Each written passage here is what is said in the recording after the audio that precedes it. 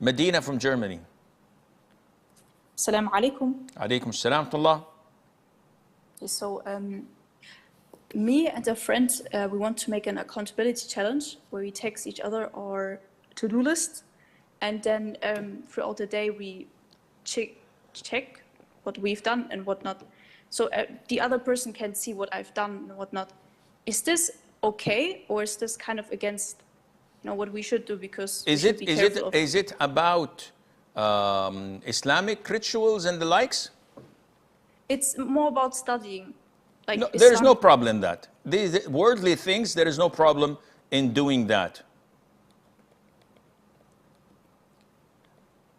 I hope this answers your question. Askar from Indonesia. Alaikum assalam wa rahmatullahi wa barakatuh.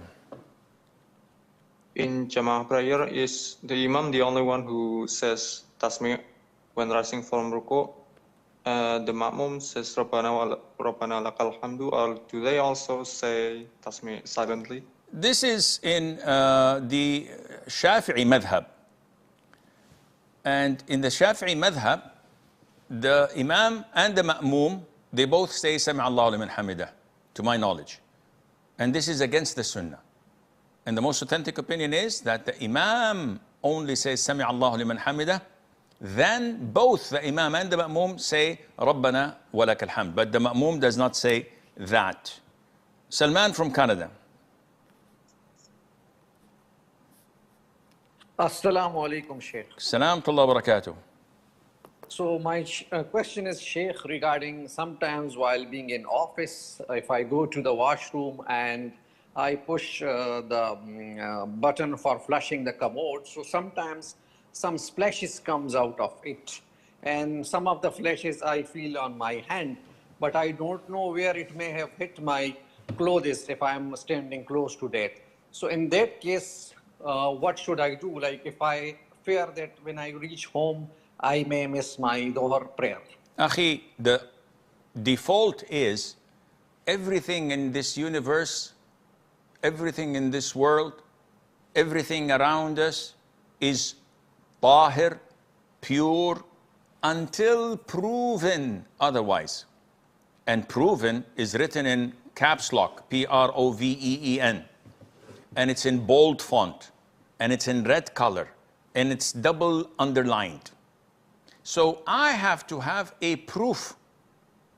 If I feel, if I think, if I believe, all of these are phrases of doubt, not certainty. I should ignore it. But if I see it, if I see an impurity on my hand, if I touch it, and I can feel it, that it is impure, it's not water, it is urine or feces or whatever impurity, then I have to wash this off. If I don't see anything on my clothes, the default is that my clothes are clean and pure and tahir. Just because I have splashes on my hand does not mean that I have them on my clothes, because I don't see anything. And I'm not going to sniff everything to see if there's urine in the floor. Dogs do this. I'm not a dog.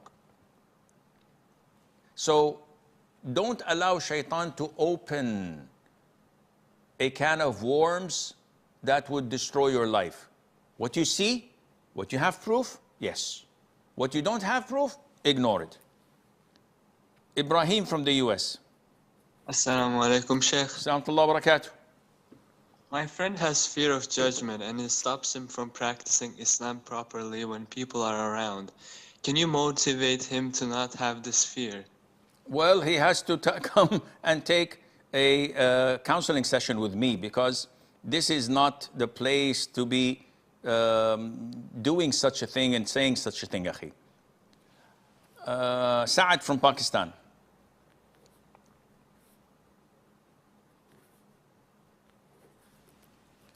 Assalamu alaikum. Assalamu wa barakatuh.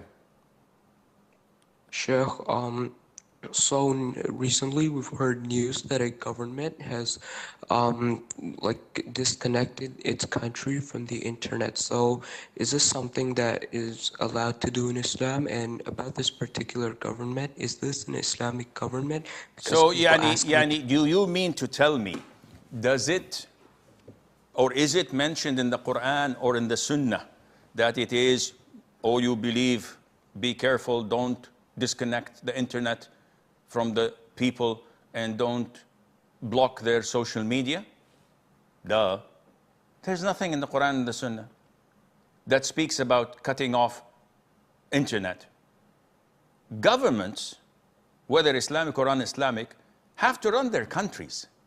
And if there is riots, and if there are wackos who want to disturb the peace, everybody nowadays are so happy. Oh, we are riding the wave.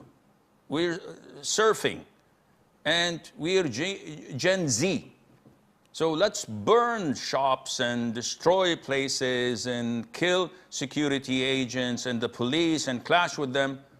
Let the whole country burn down to the ground. And they think that this is fine. Of course it's not fine. Whether in a Muslim country or a non-Muslim country, this is haram.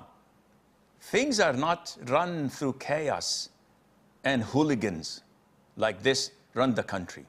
So if the government sees fit that, okay, these are all generated by enemies of the state, enemies of stability and security, enemies of the people, because when such riots and chaos take place, then this would jeopardize the educational system, the health system, the whole system of the country, the economy and the likes, regardless whether this Muslim country is a just and fair country or not.